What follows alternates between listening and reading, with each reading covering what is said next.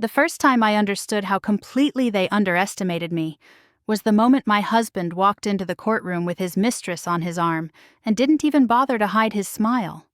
He glanced at me once, just once, not long enough to really see me, long enough to decide I wasn't worth the effort. "She's nothing," he whispered to her, loud enough for me to hear if I wanted to. She smiled back, the kind of smile people wear when they think the ending is already written. When they think they know who wins and who disappears quietly. My lawyer leaned toward me, her pen hovering above her notepad. She whispered that I should speak up, that first impressions mattered, that silence could be mistaken for weakness. I looked straight ahead and said, very calmly, "Let them think that." Throughout the hearing, they barely acknowledged me. They spoke over me, around me, as if I were furniture that came with the room. Papers changed hands. Words like settlement and agreement floated through the air. They smiled at each other, they relaxed, they assumed. They had no idea who I really was. They had no idea what I had prepared. And that was exactly how I wanted it. But I'm getting ahead of myself. Because to understand why that moment mattered, you need to know how I became nothing to them in the first place. I didn't wake up one day erased. It happened gradually, the way disrespect always does. Quietly, patiently. So slowly you don't notice it until you're already standing on the outside of your own life, wondering when you stopped being consulted and started being informed. When I met my husband, I was young, practical, and eager to build something stable. He was confident, decisive, admired by everyone in the room. He spoke about the future as if it already belonged to him. I believed in him. I believed in us. I believed that supporting someone meant standing beside them, not behind them. At first, the imbalance felt harmless. He chose the restaurant. He answered questions directed at both of us. He explained things I already knew, as if he were helping me. People laughed. I smiled. It felt easier to let it go than to correct him. That became a pattern. Over time, my opinions were acknowledged only after someone else repeated them. Decisions that affected my daily life were made in conversations I wasn't invited to. He stopped asking what I thought and started telling me what was happening. When I pushed back, even gently, I was told I was being difficult, emotional, negative. I learned that silence kept the peace. Then she appeared. Not suddenly, not dramatically. She didn't burst into our lives announcing herself as a threat. She arrived as proximity, as admiration, as availability. She listened when he spoke. She laughed at the right moments. She looked at him the way people look at someone they believe is important. And slowly, almost imperceptibly, she began occupying the space I used to hold. I noticed it first in conversations. I would say something, and it would drift away unanswered. Minutes later, she would say the same thing, slightly reworded, and suddenly it was brilliant, insightful, worth discussing. I watched my own thoughts gain value the moment they came from her mouth instead of mine. That was the first real cut. The second came when other people started treating me the same way he did. Family gatherings where my presence was acknowledged only out of politeness.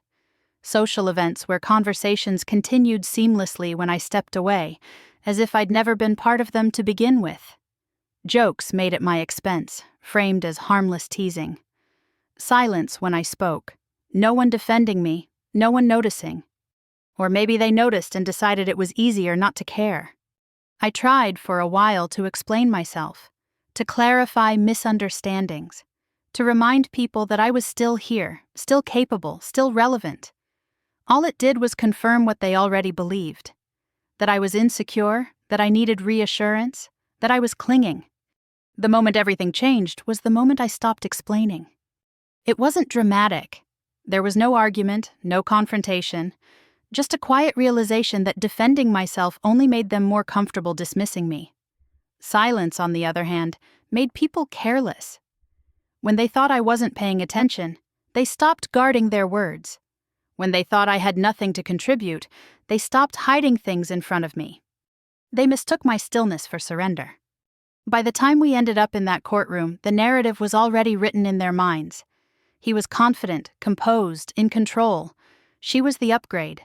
I was the woman who'd been left behind, the one who would accept whatever was offered and be grateful for it. That was the version of me they prepared for. What they didn't prepare for was a woman who had learned how powerful it is to be underestimated. A woman who understood that silence could be a strategy, that patience could be leverage, that when people stop watching you, they reveal everything. Sitting there, listening to them look down on me, I felt none of the panic they expected. No urge to interrupt, no need to correct the record. I had already crossed the point where being seen mattered. The only thing that mattered now was timing. And as they smiled and whispered and assumed the ending was theirs, I let them. Because once you convince yourself someone is nothing, you never see what they're capable of doing next. I didn't become invisible overnight. No one ever does. Being erased is a process, one small adjustment at a time, until the version of you that once existed no longer fits the space you're standing in. In the beginning, I was useful. That was the first version of me they valued. I organized schedules, smoothed conflicts, remembered birthdays, filled in gaps before anyone noticed they existed. I made things run quietly, efficiently, without friction. And because everything worked, no one asked how much effort it took. They just assumed it would always be that way. My husband liked to say we were a team, but teams don't have captains who never pass the ball. He made decisions and framed them as conclusions we'd reached together. When friends asked, "What do you think?" he answered before I could open my mouth. Not aggressively, casually, as if it were helpful. At first, I let it slide. Correcting him felt petty, embarrassing. I told myself it wasn't worth the tension, that there were bigger things to focus on. That was my first mistake. Over time, his confidence hardened into certainty. Certainty that he knew better, certainty that my agreement was automatic, certainty that my role was to support, not contribute. When I disagreed, even politely, he sighed. When I pushed back, he accused me of overthinking. When I stood my ground, he reminded me how much stress he was under. It was always framed as concern for our stability, for our image, for our future. Somewhere along the way, being practical became lacking ambition. Being calm became having nothing to say. Being patient became having no backbone. I noticed the shift most clearly when decisions about my own life started happening without me. Invitations declined on my behalf. Plans made that assumed my availability. Commitments agreed to that I learned about after the fact. When I asked why I hadn't been consulted, the answer was always the same. I didn't think you'd mind. That sentence does damage in ways people don't realize. Then she entered the picture. Not as an affair at first, not as a scandal, just as presence. She was younger, sharper, always perfectly prepared. She listened when he spoke, asked questions that made him feel impressive, nodded at exactly the right moments. She admired him openly, without hesitation. He noticed. I noticed that he noticed. At first, I told myself I was imagining things, that I was being paranoid, that admiration wasn't a crime. But then I started noticing patterns I couldn't unsee. The way he leaned toward her when she spoke, the way his tone softened, the way he repeated her opinions later, presenting them as his own conclusions. The first time it happened in front of me, I felt something tighten in my chest. I had suggested a solution to a problem we'd been discussing. He waved it off, distracted. 10 minutes later, she said almost the exact same thing. He looked at her like she'd just unlocked a door. "That's actually a great point," he said. No one looked at me. That was when I understood. I wasn't being replaced emotionally. I was being replaced symbolically. She wasn't there to take my place in his bed. She was there to take my place in his mind. And once that happens, everything else follows. Social settings made it worse. Dinners where I was interrupted mid-sentence. Gatherings where my comments were met with silence, while hers were met with laughter. Jokes at my expense disguised as teasing. "You know how she is?" he'd say, smiling, as if that explained everything.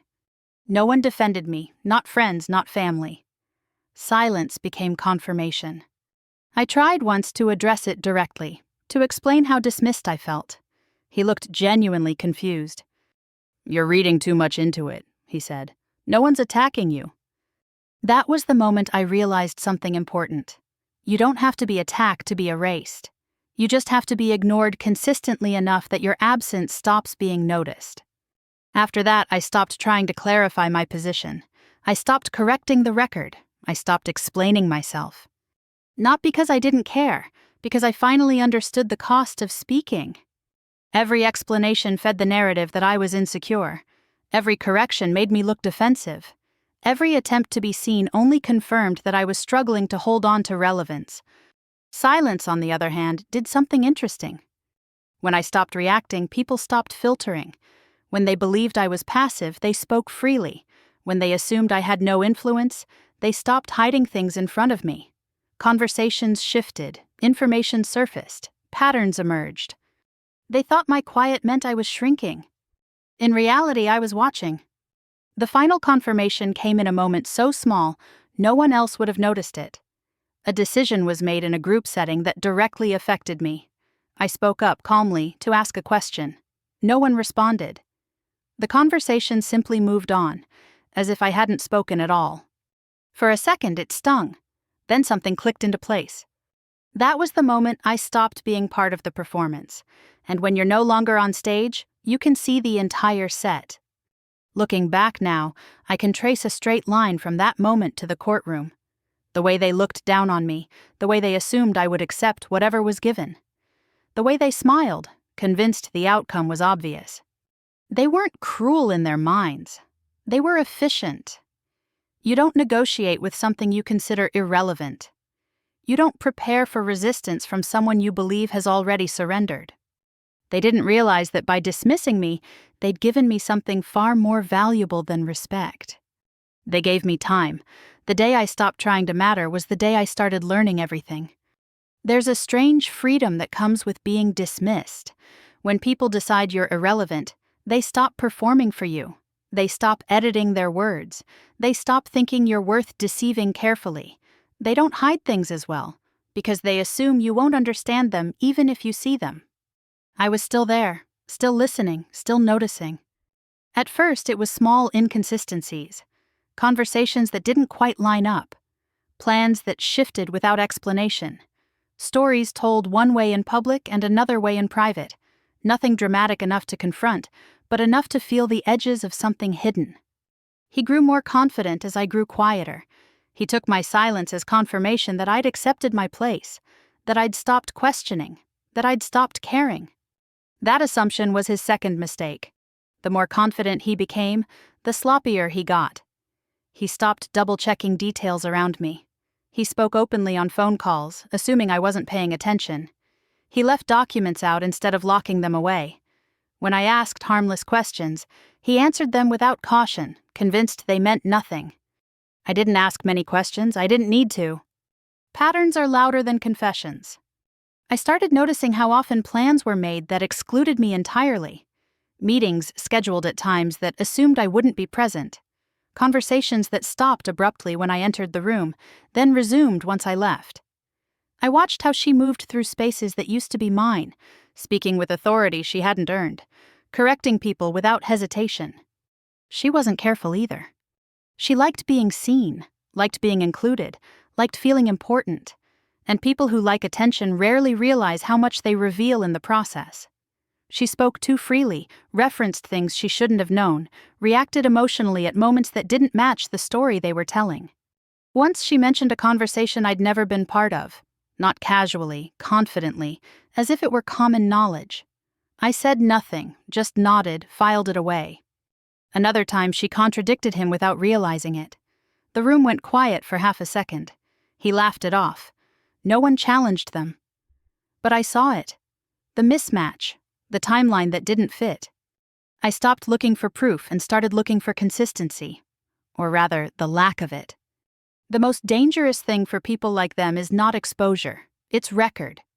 Once something is said, it exists. Once it's repeated, it gains weight. Once it's written down, it stops being a story and starts being evidence.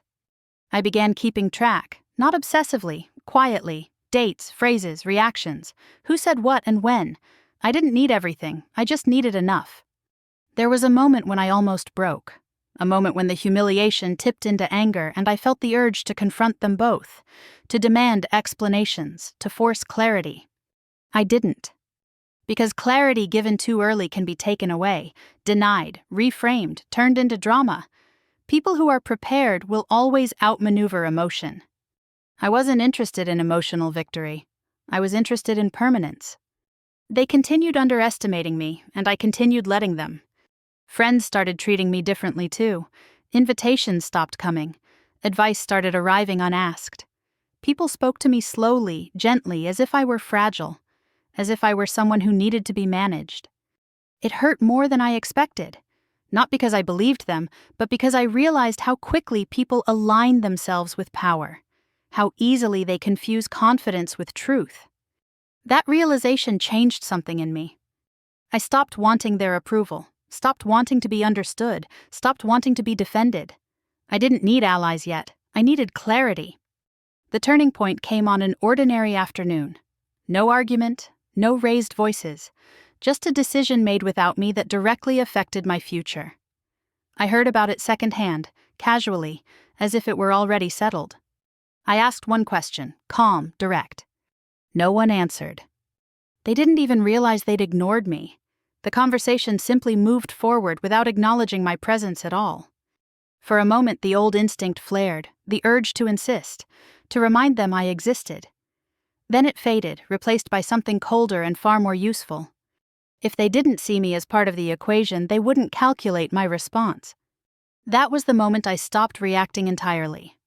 I became agreeable, non-confrontational, easy. I nodded, I listened, I made no demands. I asked for nothing, and in return they stopped guarding themselves around me. He started talking about outcomes as if they were guaranteed, about how things would end, about how uncomplicated the future would be once I was out of the way. She started acting as if she already belonged, planning, rearranging, speaking in terms of when, not if. They assumed the story was already written. What they didn't realize was that stories change when someone stops trying to control the narrative and starts documenting it instead. I wasn't waiting anymore. I was preparing. And the longer they mistook my silence for surrender, the more complete that preparation became. By the time anyone realized something was wrong, the structure was already in place. They just didn't know they were standing inside it.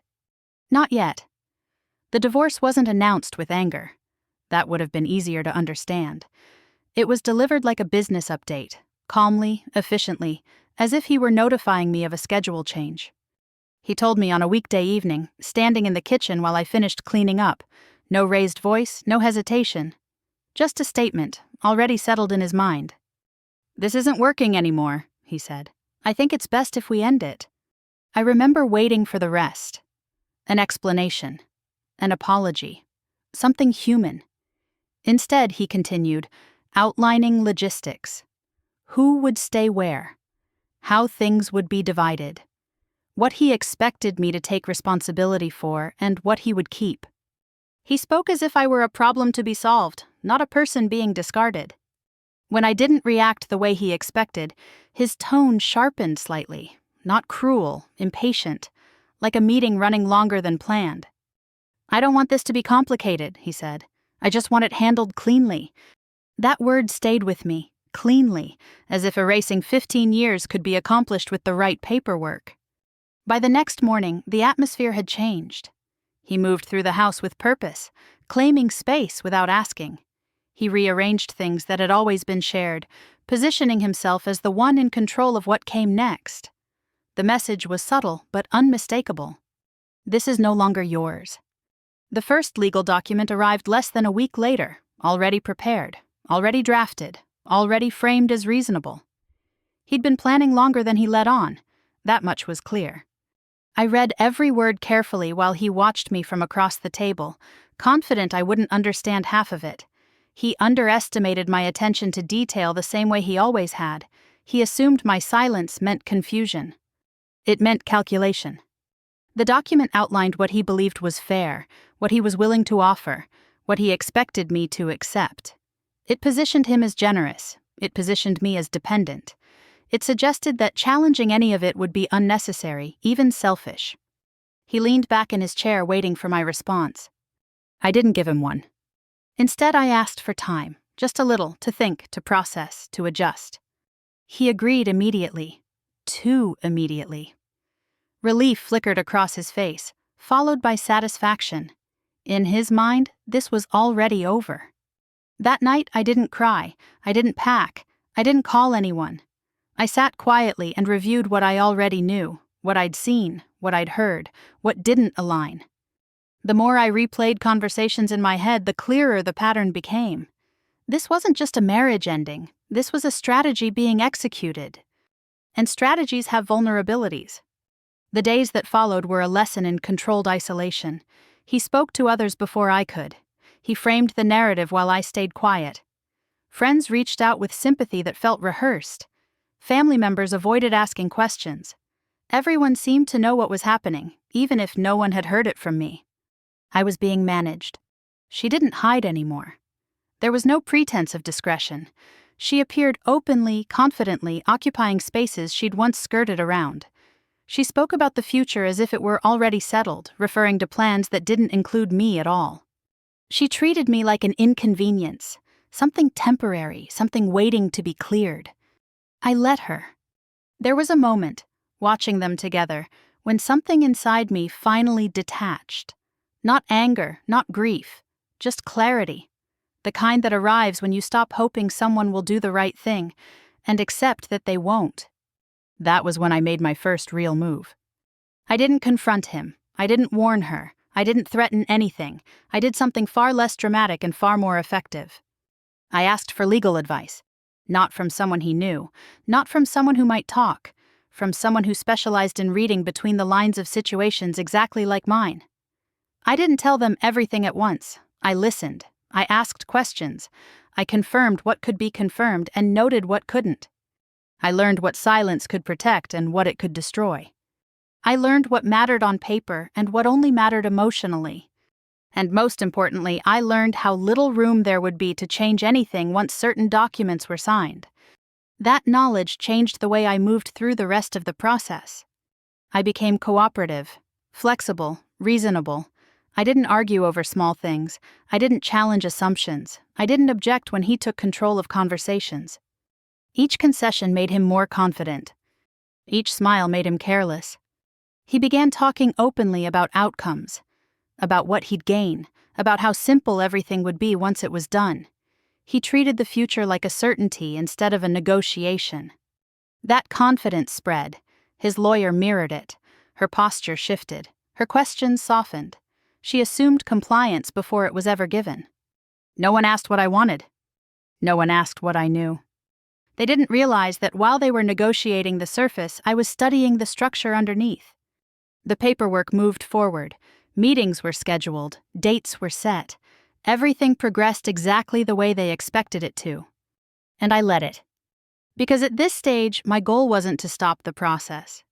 It was to make sure it continued long enough for every assumption they were making to harden into something they couldn't undo. They believed they were closing a chapter. They didn't see that they were sealing themselves into the ending. Not yet. They didn't just want the marriage to end. They wanted me to disappear gracefully while it happened. Once the process was officially in motion, the tone around me shifted from polite concern to quiet dismissal. Decisions were announced, not discussed. Plans were finalized before I was informed. When my name came up in conversations, it was usually followed by a pause, then a look that suggested I was no longer part of the equation. I noticed how quickly people adjusted. Friends who used to call stopped reaching out. Invitations arrived late, if they arrived at all. When we ran into mutual acquaintances, conversations grew awkward, clipped, carefully neutral. No one wanted to choose sides, and in avoiding that discomfort, they chose the one who appeared strongest. He controlled the narrative effortlessly. He spoke confidently, calmly, with just enough regret to sound reasonable. He never raised his voice, never criticized me directly. He simply presented the situation as inevitable, unfortunate, and already resolved. "She's taking it hard," he told people. "I just want to be fair." Fair, in his version, meant taking everything he valued and leaving me with what couldn't be monetized. She stepped into the role with alarming ease. Where there had once been caution, there was now entitlement. She walked through spaces as if she'd already been given permission. She spoke about timelines and plans without checking who was listening. She made assumptions about my absence, my compliance, my silence.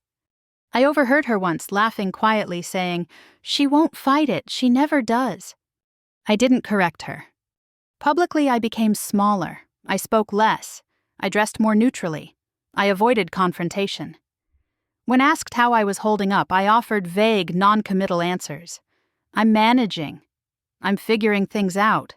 I just want this to be over." People heard what they wanted to hear. Behind closed doors, the pressure intensified. Deadlines were set. Documents were pushed forward. Language shifted subtly from suggestion to expectation. His lawyer framed concessions as generosity. My silence was interpreted as agreement. At one meeting, I watched as terms were discussed that directly affected my future. Housing, finances, access. They spoke as if I weren't in the room.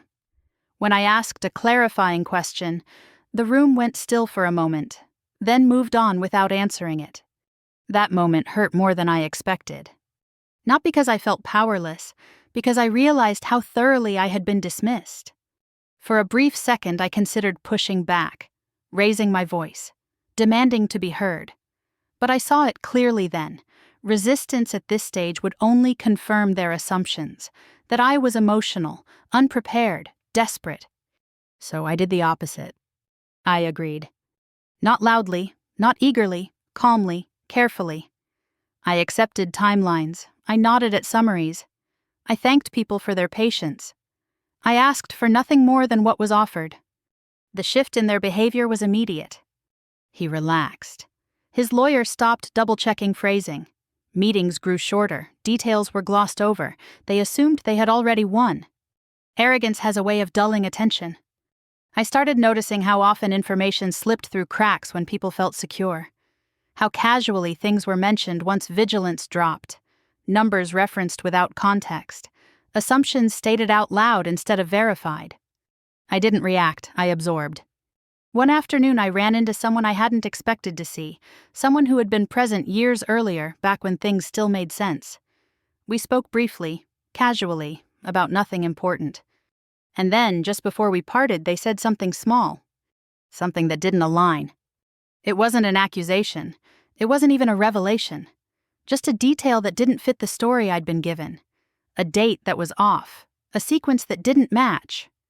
I went home and thought about it for a long time. That was when I realized something crucial. I wasn't dealing with one clean narrative. I was dealing with overlapping versions of the truth, each told to a different audience. And those versions only worked if no one compared notes. They weren't careful because they didn't think they needed to be. I still said nothing. Days turned into weeks. The process advanced steadily. Public perception settled into something comfortable and predictable. He was moving forward. She was already there. I was fading out. People stopped asking questions altogether. That was the moment I understood how deeply underestimated I had become. When someone believes you've accepted defeat, they stop guarding their words. They stop anticipating resistance. They stop preparing contingencies. They assume the end is inevitable. I began to document quietly, not obsessively, methodically, dates, statements, shifts in language, who spoke with certainty and who avoided specifics. Patterns that only became visible when you stopped listening emotionally and started listening structurally. I didn't need proof yet. I needed coherence. At one point, his lawyer remarked how smoothly everything was going, how cooperative I'd been, how rare it was to see someone handle things so maturely. I smiled and thanked her. Inside, I noted the phrasing. Maturity, in their minds, meant compliance. It meant making things easy for everyone else. It meant disappearing without inconvenience. I let them believe that's what they were getting. Because every step they took based on that assumption locked them deeper into their own certainty. They were moving quickly now, eager to finalize, eager to close the chapter. He talked about the future openly, as if the present were already settled. She planned without hesitation, as if nothing stood in her way. They thought the story was nearly finished. What they didn't realize was that this was the stage where stories become permanent, where assumptions turn into records, where confidence hardens into commitments. I didn't need to stop them. I needed them to keep going. And they did. Exactly as expected. I learned quickly that defeat is a performance, and like any performance, it has to be convincing to work. I softened everything about myself. My voice dropped half a register. My posture folded inward. I asked fewer questions and accepted answers without pause. I stopped making eye contact during meetings and let my gaze rest on my hands, my notes, the edge of the table. People read those signals exactly the way I needed them to. They started talking around me instead of to me. At a meeting where terms were being summarized, someone congratulated him openly, right in front of me. "Looks like you're getting what you wanted," they said, smiling. No one glanced my way to see how I reacted. No one waited for my response. I smiled faintly and nodded. That small moment did more than any argument ever could. It confirmed what they believed and released them from the effort of pretending otherwise. Arrogance changes people. It loosens them, makes them sloppy. Once he believed the outcome was guaranteed, he stopped checking details. He spoke in absolutes instead of contingencies. He joked about timelines and expenses, about how nice it would be when everything was finally his. He said things like that out loud now. His lawyer followed suit. Her language shifted from careful to casual. She summarized instead of explaining. She stopped confirming that I understood and began assuming I agreed. The meetings grew shorter, the documents grew thicker, the confidence grew louder. And the louder it grew, the more it revealed. She grew bolder too. She corrected people mid-sentence. She spoke as if decisions had already been finalized.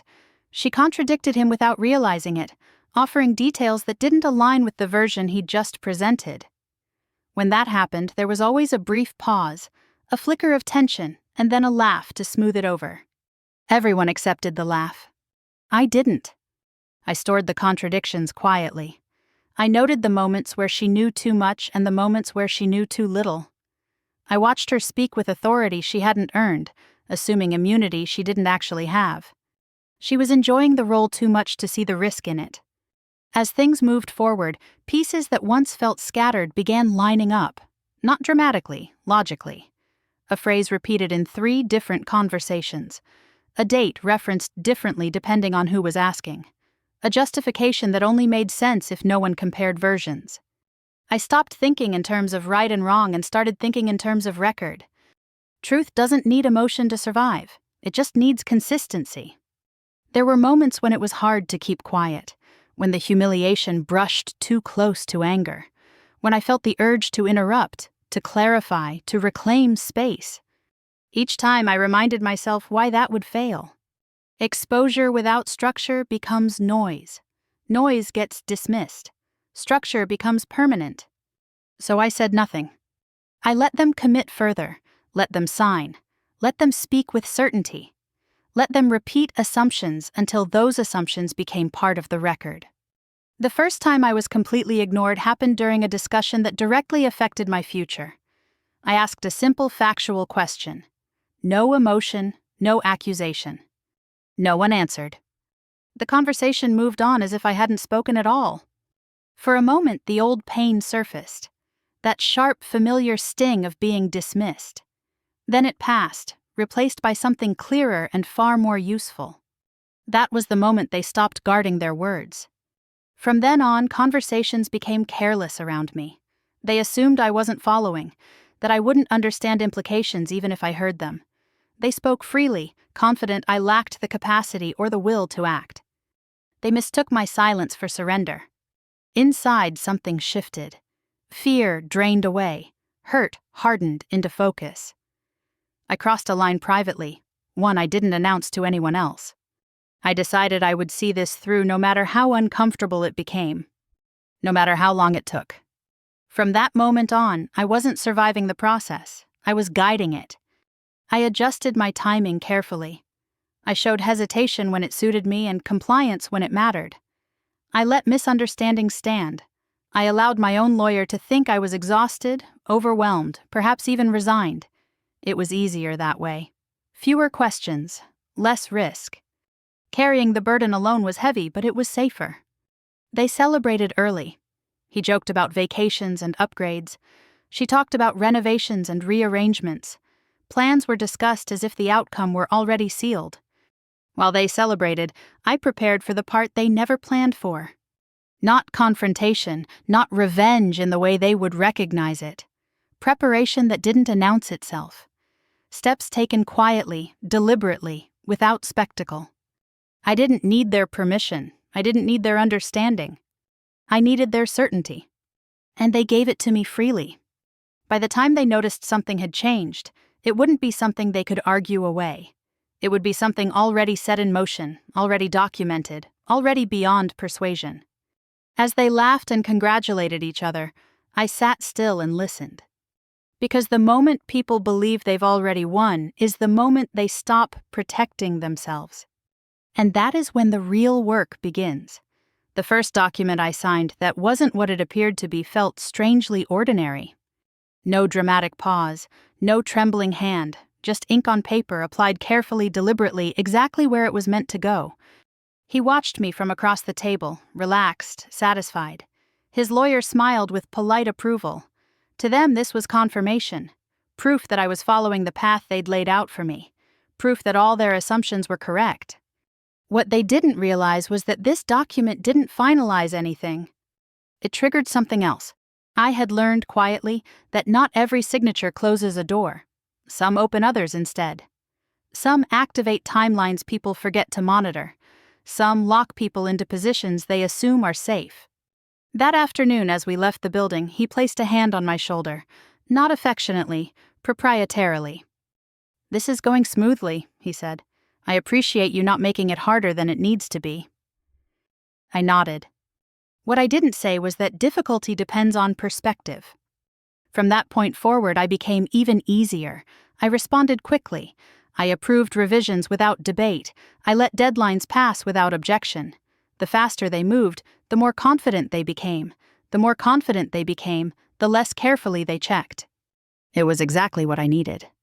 Behind the scenes, I was doing very little that looked dramatic. No secret meetings, no confrontations, just quiet coordination, careful timing and patience. The kind that doesn't announce itself. I began arranging things so subtly that even I sometimes forgot what they were leading toward. A conversation here, a delay there. A question asked at precisely the right moment, framed as confusion rather than challenge.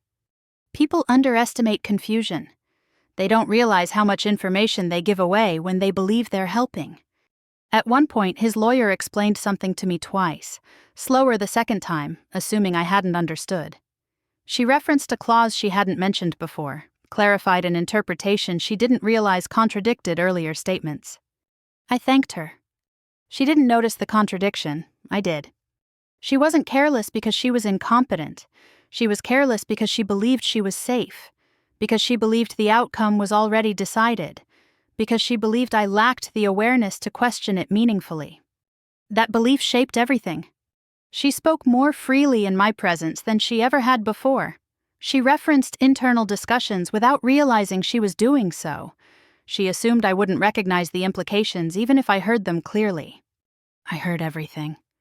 Meanwhile, he grew almost generous in his confidence. He started sharing future plans openly, as if the present were already settled. He spoke about investments, relocations, changes that would happen once this is behind us. Each time he did, he revealed more than he intended. She did too. She began speaking as if she were already protected, already insulated from consequence. She corrected him publicly, spoke over him occasionally, confident that her position was secure. She didn't notice how often her version of events drifted from his, how often her timeline didn't align with the official narrative. No one challenged her. I didn't either. I let them keep talking. The key wasn't catching them in a lie. It was letting them repeat it often enough that it became part of their identity. Once people commit publicly to a version of events, they defend it reflexively. They stop adapting. They stop adjusting. They lock themselves in. I made sure they did. There was a meeting where something unexpected happened. Not dramatic, just subtle. A third party asked a question neither of them had anticipated. The room went quiet for a second. They both answered quickly, confidently, with different answers. It passed unnoticed by everyone else, laughed off, clarified loosely, moved past. But it didn't disappear. It joined the pattern. By then, I wasn't tracking moments anymore. I was tracking structure, how information flowed, where authority rested, who assumed control and who deferred, which assumptions were shared and which were quietly conflicting. Everything they believed about me worked in my favor. That I was tired, that I wanted this over, that I didn't have the energy or insight to complicate things. I leaned into that perception. I stopped dressing with intention. I let my hair go unstyled. I showed up looking smaller, softer, easier to overlook. People spoke louder around me, as if volume could compensate for my perceived absence.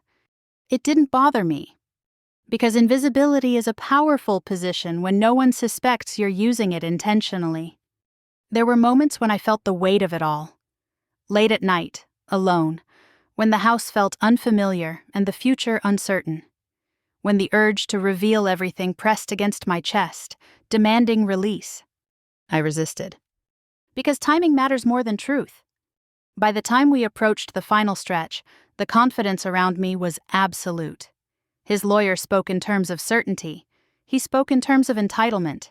She spoke in terms of arrival. They had all stopped preparing.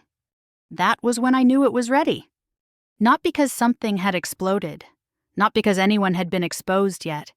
Because everything they were relying on had hardened into something they could no longer adjust without unraveling their own position.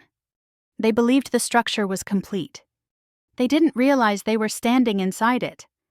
When the court date was finally set, no one looked at me for confirmation. It was announced, scheduled, agreed upon without hesitation. I nodded along. Inside I felt something settle. Not excitement, not fear. Alignment. Because once things reach that level of certainty, there's only one direction left for them to go. And they were walking there willingly, smiling, convinced the ending belonged to them. They never once considered that the most dangerous thing I'd done wasn't signing those documents. It was letting them believe I was finished. By the time the court date was set, everyone around me had relaxed into certainty. The paperwork was thick, neatly organized, color-coded with confidence. Deadlines were treated as formalities. Conversations had shifted from preparation to prediction. People spoke about outcomes instead of possibilities, about after instead of if. No one asked how I felt about it. That silence wasn't accidental. It was the result of months of conditioning. I had become the person who didn't object, didn't interrupt, didn't complicate things. The one whose agreement was assumed before it was ever given. I let it stay that way. In the weeks leading up to the hearing, my presence became almost symbolic. I was included because protocol required it, not because anyone expected contribution. Meetings felt rehearsed, like scenes everyone had already practiced without me. His lawyer spoke with the casual authority of someone who believed there were no surprises left. She summarized instead of explaining. She skipped steps, confident no one would challenge her assumptions. He mirrored her confidence. He dressed sharper, spoke louder, laughed more freely. He talked about the hearing as if it were a formality standing between him and the life he'd already started living. She was even more open. She talked about the future constantly, about what would change once everything was finalized, about spaces that would soon be hers, plans that were already in motion. She spoke as if the present were an inconvenience she was simply waiting to move past. She never spoke to me directly. When she did acknowledge my presence, it was with polite indifference, a nod, a tight smile, the kind of acknowledgement you give someone you believe is already gone. I noticed something else during that time. People stopped watching what they said around me. Conversations happened in front of me instead of around me. They assumed I wasn't paying attention, or that even if I was, it wouldn't matter. That assumption was the final piece. At one point, I overheard a conversation that wasn't meant for me. Not because it was secret, but because they forgot I was there. It was casual, almost careless. Details were mentioned that didn't align with the version of events on paper. I didn't react. Reaction would have broken the illusion. Instead, I filed it away, letting it sit alongside everything else I'd collected. Patterns don't reveal themselves all at once. They emerge gradually when enough pieces are placed next to each other. The night before the hearing, I slept better than I had in months. That surprised me. I had expected anxiety, restlessness, fear. Instead, there was calm, the kind that comes not from optimism, but from readiness. I wasn't hoping for a specific outcome. I wasn't rehearsing arguments in my head. I already knew how the day would unfold. The morning of the hearing, I dressed simply. Nothing dramatic, nothing that would draw attention. Neutral colors, clean lines. I wanted to look exactly the way they expected me to look. Unremarkable. When I arrived, they were already there. He stood with his lawyer, posture open, expression relaxed. She stood slightly behind him, hand resting possessively at his back. They looked comfortable, even amused. When he saw me, he smiled. Not kindly, confidently. It was the smile of someone who believes the ending is guaranteed. I took my seat without acknowledgement. I didn't look at them. I didn't look at anyone. I focused on the stillness of the room, the weight of the moment, the quiet before things begin. The hearing opened the way all hearings do, formalities, introductions, the slow, deliberate pace of procedure. His lawyer spoke first, presenting their position with practiced ease. She referenced documents, agreements, assumptions. She spoke as if everything had already been decided. He nodded along, occasionally interjecting with clarifications that framed him as reasonable, cooperative, fair. He sounded exactly the way he wanted to sound. When it was my turn to speak, my lawyer leaned toward me again. Softly, carefully, she asked if I wanted to add anything. I shook my head. I could feel the shift in the room immediately. Surprise flickered across his face, followed by relief. His lawyer didn't even try to hide her satisfaction. To them, my silence confirmed everything they believed. That I had nothing left to say. That I had accepted the outcome. They didn't know that silence was the last thing I needed to maintain. As the hearing continued, they grew more relaxed. Their posture softened. Their tone lightened. They spoke freely, confidently, occasionally glancing at me as if to check whether I'd changed my mind. I didn't. I stayed still. I listened. I let the process move forward exactly as they expected it to. Because this moment wasn't about revealing anything. It was about letting them commit fully, publicly, irreversibly, to the version of events they had chosen. When the judge called for a brief recess, he stood and stretched, whispering something to her that made her smile. They looked at each other like people who believed they were already celebrating. As they walked away, he glanced back at me one last time. "She won't say a word," he murmured, confident I wouldn't hear him. I did. And I understood something then with perfect clarity. They thought the danger had passed. They thought the silence meant safety. They didn't realize that the most decisive moments often happen when nothing appears to be happening at all. Because when people stop watching, stop guarding, stop preparing, they reveal exactly how unprepared they are for what comes next. And the moment they return to the courtroom, that preparation, mine, not theirs, would finally have the space it needed to matter. The judge returned to the bench with the same expression he'd worn all morning, neutral, unreadable, unmoved by anyone's expectations. The room settled into silence, the kind that presses against your ears. Papers stopped rustling, chairs stopped shifting. Even breathing seemed to slow, as if the air itself were waiting. My husband leaned back slightly, confident now, hands folded loosely in front of him. His lawyer glanced at her notes, already anticipating the next step. The mistress sat perfectly still, lips pressed together in something that looked like restraint but felt like satisfaction. They were relaxed. That was the first sign they'd miscalculated. The judge began reviewing the case, not dramatically, not emotionally, just facts, dates, agreements. He referenced documents already on record, reading them with methodical care. Each word landed with quiet weight, stripping the situation of the narrative my husband had built so carefully. I watched his posture change almost imperceptibly. At first, he didn't react. There was no reason to. This was standard procedure, background, context. He'd heard all of this before, or so he thought. Then the judge paused. He adjusted his glasses and looked down again, this time at a different set of papers. Papers that hadn't been discussed out loud yet.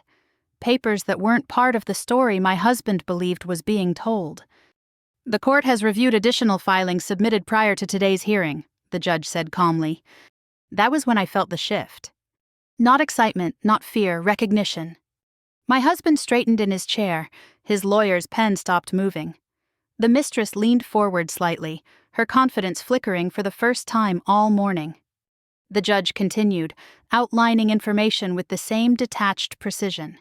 References to timelines, to representations made under oath, to discrepancies between what had been stated publicly and what had been documented privately. Nothing accusatory, just factual. I didn't look at them. I didn't need to. I could feel the tension moving across the table like a change in temperature. His lawyer cleared her throat once, then again, as if preparing to interrupt. She didn't.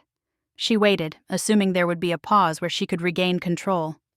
There wasn't. The judge moved on, methodically connecting points that had never been meant to sit side by side.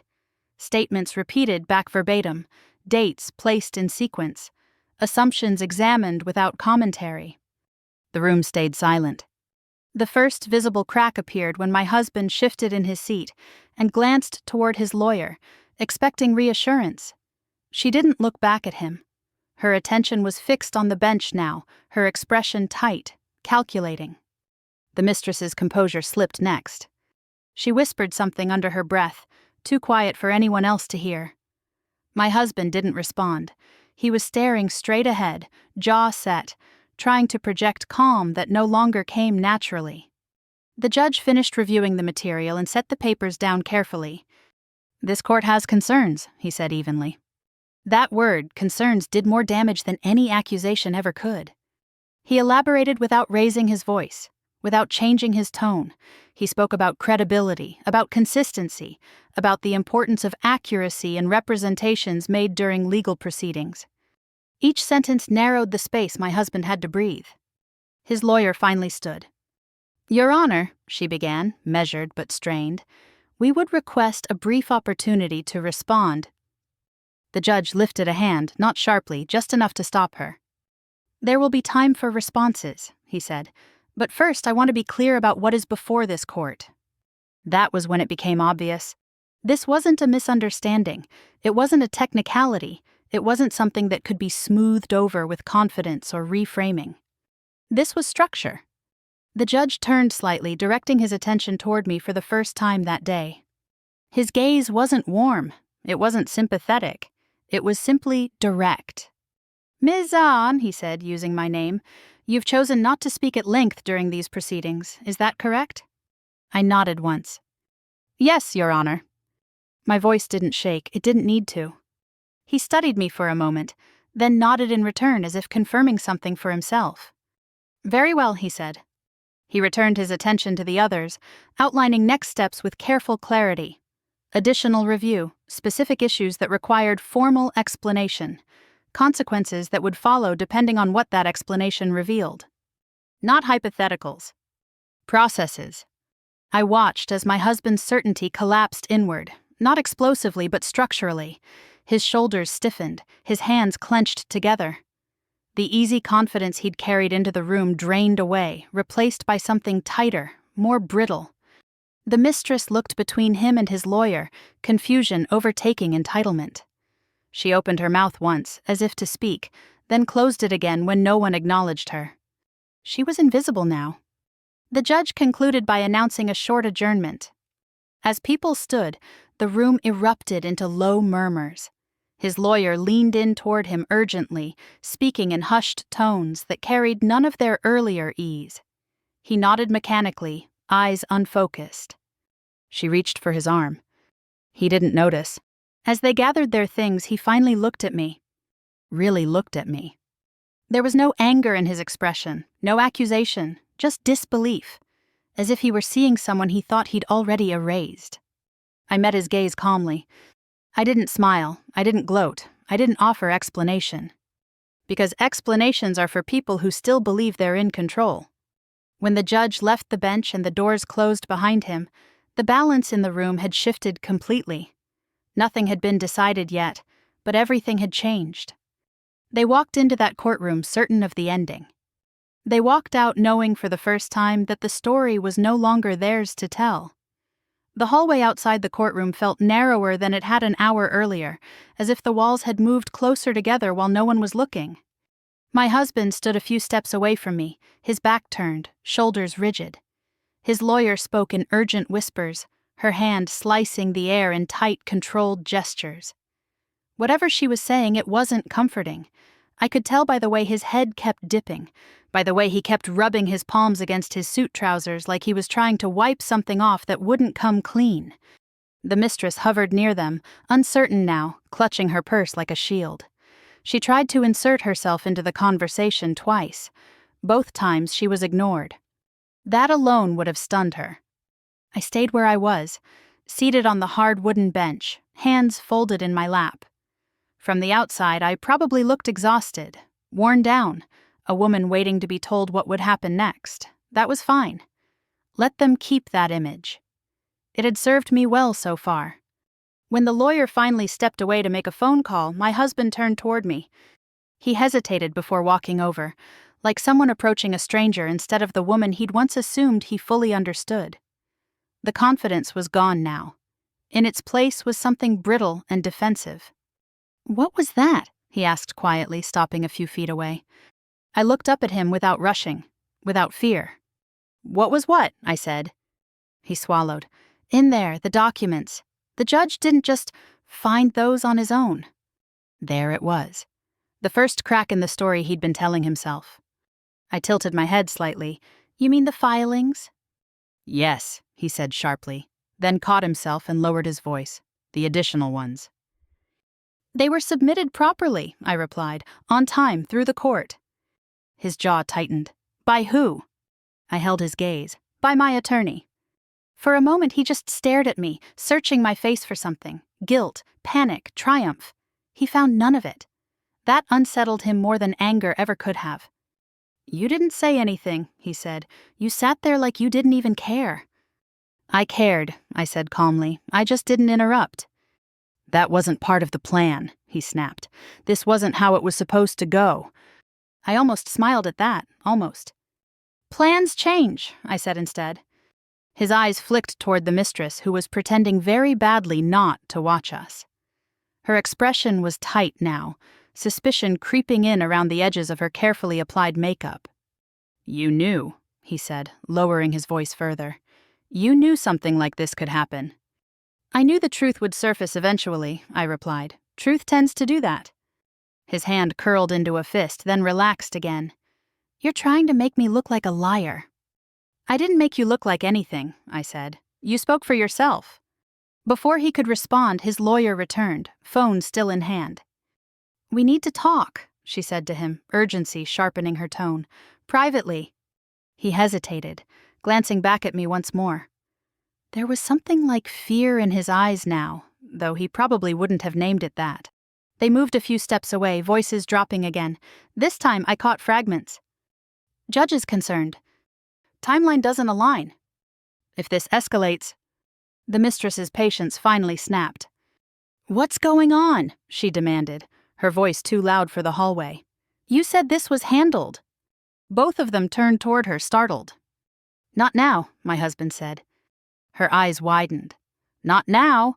You told me this was a sure thing. You told me she had nothing." His lawyer looked between them, clearly regretting every life choice that had led her to this moment. "This is not the time," the lawyer said firmly. "We'll discuss everything later." But later was no longer guaranteed. The mistress laughed once, sharp and disbelieving. "You're not seriously worried, are you?"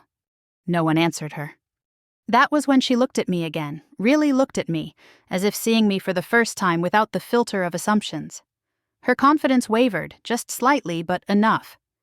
"What did you do?" she asked. I stood slowly, smoothing the front of my jacket. "I told the truth," I said. "I just told it quietly." The bailiff announced that court would resume in 10 minutes. People began moving back toward the doors. Conversations hushed and hurried. My husband's lawyer pulled him aside again, speaking rapidly now. He nodded along, but the nods were hollow. Whatever certainty he'd walked in with had dissolved completely. As we filed back into the courtroom, I felt something settle inside me. Not satisfaction, not relief. Alignment. Everything was moving exactly as it needed to now. When I took my seat again, I caught my husband watching me from across the aisle. His expression was unreadable, but his eyes kept flicking toward the stack of documents in front of the judge's bench, like they might rearrange themselves if he stared long enough. They wouldn't. The judge entered once more, and the room rose to its feet. As we sat, I noticed how different the atmosphere felt compared to earlier. The air was heavier now, charged with uncertainty. This was no longer a performance. This was an examination. And for the first time since this process began, my husband understood something crucial. Whatever he thought he was walking into, whatever ending he'd imagined so confidently, it was no longer waiting for him. Not today. Not ever again. The judge's questions came slowly, deliberately, each one landing with the weight of something irreversible. She didn't raise her voice. She didn't need to. Authority lived in her pauses, in the way she let silence stretch just long enough to make people fill it with mistakes. She asked him to clarify timelines, to confirm statements he'd already made under oath, to reconcile explanations that no longer matched. Each answer he gave dug the hole deeper. He stumbled over dates first, small discrepancies, the kind he'd always brushed off before, then figures, numbers he should have known but didn't. Or worse, numbers he knew once and hoped no one would ever line up side by side. Across the aisle, his lawyer's posture had changed completely. Gone was the relaxed confidence, the neat pen tapping, the whispered reassurances. Now she sat rigid, hands folded tightly, eyes fixed on the bench as if willing the questions to stop. They didn't. When the judge turned to the documents submitted earlier, the courtroom went unnaturally quiet. Pages rustled. A clerk stepped forward. A reference was made to an exhibit number. I felt it then, not excitement, not triumph. A calm certainty settling into place like the final click of a lock closing. The judge looked up at him. "You signed this affidavit," she said. "You affirmed these statements were accurate at the time." "Yes," he said too quickly. "And yet," she continued, "these records suggest otherwise." He shifted in his seat. "I didn't prepare those documents personally." "But you signed them," she said, "and you benefited from them." His mouth opened, then closed again. She turned slightly, her gaze moving to me. "And you," she said, "remained silent throughout these proceedings until now." "Yes, Your Honor," I replied. "Was that because you lacked information?" she asked, "or because you chose not to present it earlier?" I met her eyes. I chose to wait. There was no judgment in her expression, only consideration. She nodded once and returned her attention to him. That was the moment he realized silence could be a weapon. His voice wavered when he spoke again. "This feels unfair." The word hung in the air, fragile and almost laughable. "Unfair," the judge repeated. "To whom?" He looked around, searching for support. His lawyer didn't meet his eyes. The mistress sat frozen in the gallery, color draining from her face as the implications sank in. She wasn't leaning forward anymore. She wasn't smiling. She was calculating. The judge leaned back slightly. "What I see," she said, "is a pattern of selective disclosure, a reliance on assumptions rather than verification, and a belief that silence from the opposing party indicated absence of substance." Her gaze sharpened. "That belief appears to have been misplaced." His breathing quickened. I could hear it from where I sat. She addressed the courtroom as a whole now. "This court does not reward confidence. It rewards clarity." Then she returned to him one final time. "Do you wish to amend your statements?" she asked. He hesitated too long. His lawyer leaned in, whispering urgently, but it was too late. The hesitation had already answered the question. The judge exhaled slowly. "Very well." She summarized her findings with precision. No drama, no moralizing. Just facts laid out cleanly, stripped of excuses. Each conclusion flowed logically into the next, forming something undeniable. When she finished, she adjusted her glasses and looked at both of us. This court finds no basis to disregard the submitted evidence, she said. Nor does it find grounds to penalize one party for strategic silence within legal bounds. Her gavel came down not sharply but firmly. The sound echoed longer than it should have. For a moment no one moved. Then the room stirred. Chairs scraped. Papers were gathered. Conversations began in low, frantic murmurs. He stayed seated. I stood. As I collected my things, I felt his eyes on me again. This time there was no anger in them, no arrogance, only shock and something close to grief.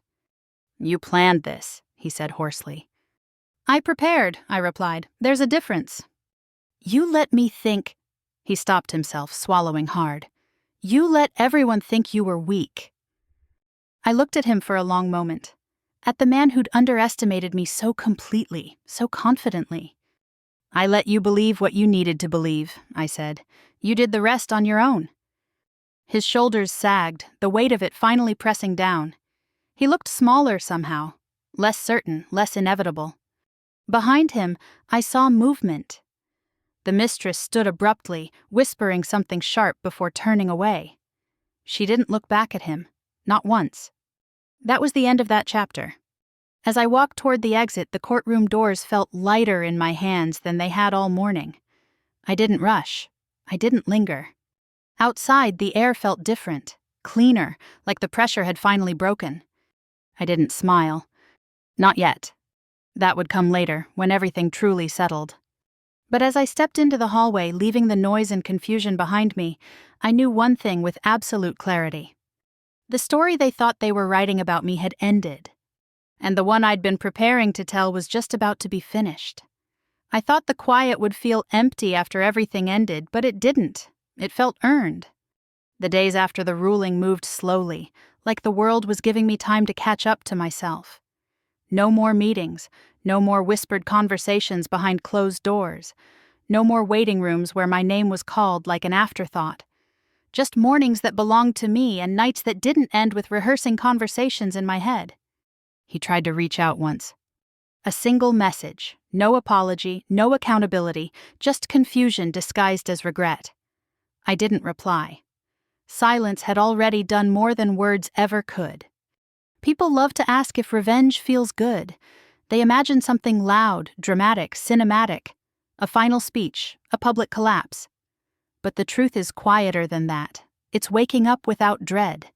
It's realizing your nervous system has finally unclenched. It's understanding that you are no longer reacting to someone else's choices. That's what freedom actually feels like. The image he built of himself unraveled faster than I expected. Confidence without substance doesn't survive scrutiny. Once the illusion cracked, everything tied to it started slipping. Invitations dried up. Support cooled. The people who once nodded along stopped returning calls. Not because I said anything. Because truth has a way of traveling on its own. I rebuilt my life deliberately. Smaller, yes, but real. I chose things slowly. Furniture that fit the space instead of filling it. Colors that felt calm instead of impressive. I stopped explaining myself to people who had already decided who I was. That was the real turning point. For years, I had been performing competence while being quietly erased. Now I didn't need to perform at all. I knew exactly who I was, and so did the court record. I ran into someone we both knew a few weeks later. They looked surprised to see me relaxed, steady, unaffected. "I heard what happened," they said carefully. "I didn't expect this." I smiled just slightly. Neither did he. They laughed, unsure, and changed the subject. People always do when they realize they misjudged you. It's easier to move on than to confront their own assumptions. I let them. What stayed with me most wasn't the outcome, but the lesson underneath it. Power doesn't always announce itself. Sometimes it waits. Sometimes it listens. Sometimes it lets arrogance do the heavy lifting. I had been underestimated for so long that it stopped hurting. It became useful. There's a particular kind of strength that comes from being dismissed. You learn how to observe, how to prepare, how to separate ego from outcome, how to let other people reveal exactly who they are while you remain exactly who you need to be. That kind of strength doesn't fade. I don't know what his future looks like now. I don't wonder. That chapter closed the moment I stopped needing validation from his regret. Whatever comes next for him is between him and his choices. Mine are finally mine. If there's one thing I hope you take from this story, it's this: silence is not weakness. Patience is not surrender. And being underestimated can be the greatest advantage you'll ever have, if you know how to use it. If you've ever been talked over, looked down on, dismissed as nothing, remember this moment. Remember that preparation doesn't need applause, and justice doesn't always arrive loudly. Sometimes it walks in quietly and leaves everything changed behind it. And if this story resonated with you, if you've lived a version of it, or you're still waiting for your turning point, I'd love to hear from you. Tell me in the comments what part hit closest to home. If you want more stories like this, stories about quiet power, patience, and the moment the truth finally catches up, make sure you're subscribed and stay with the channel. There's more ahead, and you won't want to miss what comes next. I'll see you in the next story.